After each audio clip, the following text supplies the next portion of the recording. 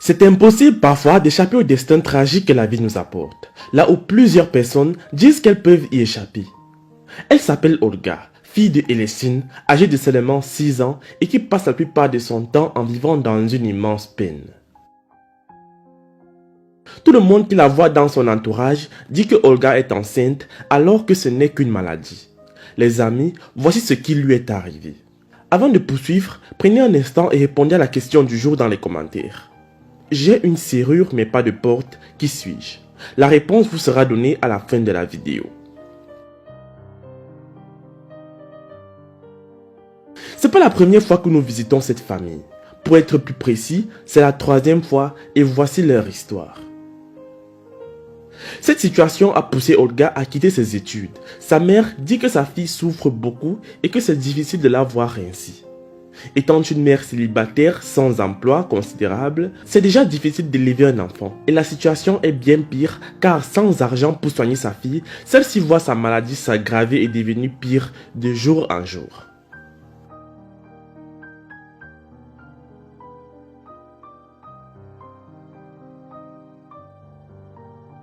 C'était un jour alors que Olga était à la maternelle, elle est rentrée à la maison pleurant auprès de sa mère qu'elle avait de maux de ventre. Sa mère n'aurait jamais pensé que ça serait le dernier jour où elle verrait sa fille se réveiller et partir à l'école. Donc elle est restée à la maison parce qu'on croyait que c'était une diarrhée et que ça allait passer dans quelques jours. Après quelques jours, son ventre a commencé à gonfler et tous les voisins ont commencé à dire que ma fille est enceinte à seulement 6 ans. Alors que les rumeurs grandissaient dans le quartier, sa mère l'a amenée à l'hôpital afin de savoir ce qui n'allait pas. Mais les moyens de la soigner étaient tellement chers qu'elle n'a pu rien faire. Elle est alors rentrée à la maison avec sa fille et s'est mise à prier en espérant que la situation s'améliore. Elles ont été plus tard visitées par Afrimax et selon la mère, leur vie a totalement changé après cette visite. Elle dit que plusieurs personnes l'ont appelée pour la réconforter, lui disant de ne pas s'inquiéter car sa fille allait guérir.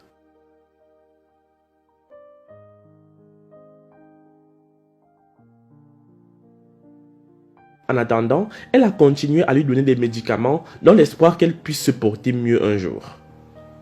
Plusieurs personnes ont écouté l'histoire et ils ont fait des dons afin de contribuer à payer le traitement de Olga.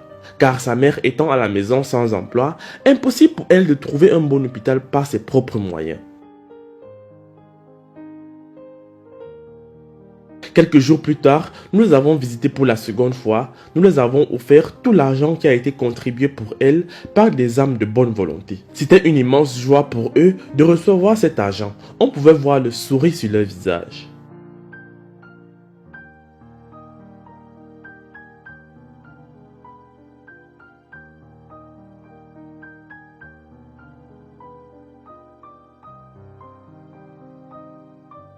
Elle s'est agenouillée, a remercié Dieu et tous ceux qui ont contribué et elle a dit qu'à ce point, elle pourra enfin revoir sa fille de nouveau à l'école. Je ne sais même plus quoi dire maintenant. Le fait de pouvoir payer les frais médicaux de Olga était quelque chose d'impossible financièrement pour moi. J'ai demandé à tous mes proches de m'aider à résoudre la situation de ma fille, mais personne ne m'a aidé. Je suis très surprise que Afrimax le fasse pour moi. Que notre Père Tout-Puissant vous bénisse abondamment. Elle est immédiatement partie dans des hôpitaux adaptés qu'elle ne pouvait pas consulter auparavant. Elle a fait aussi vite qu'elle a pu car la vie de sa fille était en danger. Et aussi, le fait que tout le monde disait que sa fille était enceinte était insupportable et blessant. Alors, elle a fait le tour des hôpitaux les plus qualifiés pour trouver celui qui pourra accepter de prendre en charge Olga jusqu'à sa guérison complète. Beaucoup de personnes me disaient également que Olga souffre peut-être d'acide. Les amis, l'acide est un épanchement de liquide ou alors une accumulation de liquide dans la cavité péritoriale, c'est-à-dire à l'intérieur de la membrane qui entoure les viscères abdominaux. Dans le langage courant, on parle parfois d'eau dans le ventre. On utilise aussi le terme acide pour désigner ce liquide qui s'accumule dans l'abdomen.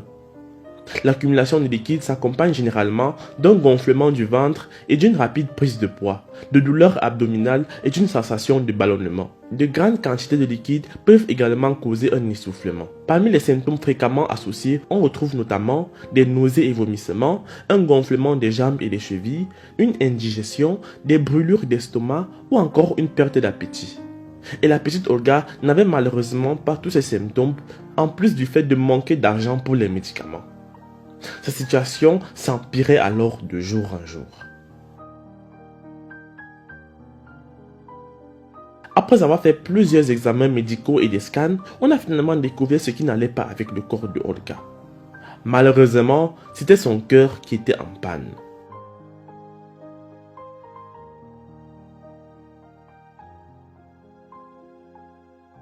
La circulation du sang à travers le cœur se fait à sens unique grâce aux 4 valves cardiaques qui s'ouvrent et se ferment alternativement comme des clapets. 2 d'entre elles siègent entre les oreillettes et les ventricules. Les 2 autres sont situées entre les ventricules et l'artère correspondante. Et c'est la défaillance de l'une de ces valves qui était endommagée et qui a entraîné l'accumulation de liquide dans son ventre et l'a rendu si gros. Elle a fait le tour des hôpitaux jusqu'à trouver un qui a fait son possible afin de sauver la vie de Olga.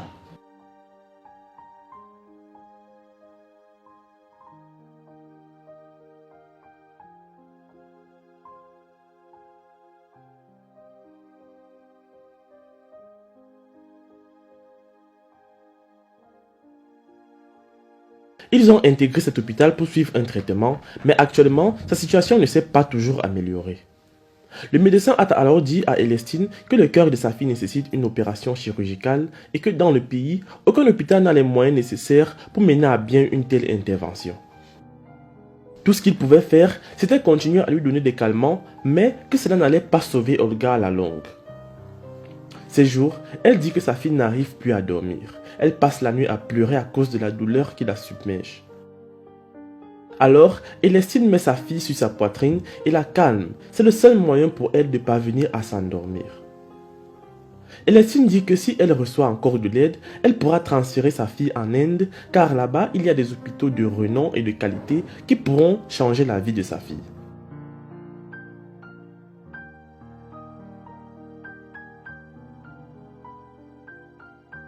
On lui a dit que les charges étaient très élevées. L'hôpital demande 7,5 000 $ par semaine. On lui a dit qu'elle devra passer 6 semaines à l'hôpital, donc il lui faudra près de 50 000 $ de frais médicaux.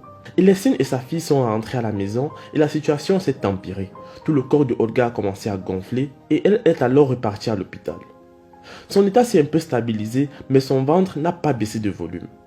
Elestine est maintenant en train de chercher de l'aide afin d'amener sa fille en Inde pour voir un chirurgien, car c'est le seul moyen qui pourra lui permettre de sauver sa vie. Elles savent que le coût est élevé, mais elles ont déjà souffert depuis très longtemps et ça, c'est leur dernier espoir.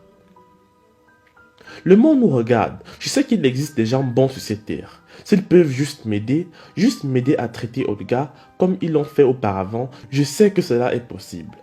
Les amis, cette histoire est vraiment une des plus tristes que vous ayez jamais écoutées. Partagez la vidéo pour que des âmes de bonne volonté puissent aider Olga à se rétablir. La réponse à la question posée était un cadenas. Laisse un like sur la vidéo si tu as trouvé. Moi je vous laisse et surtout on se prend pour la prochaine fois.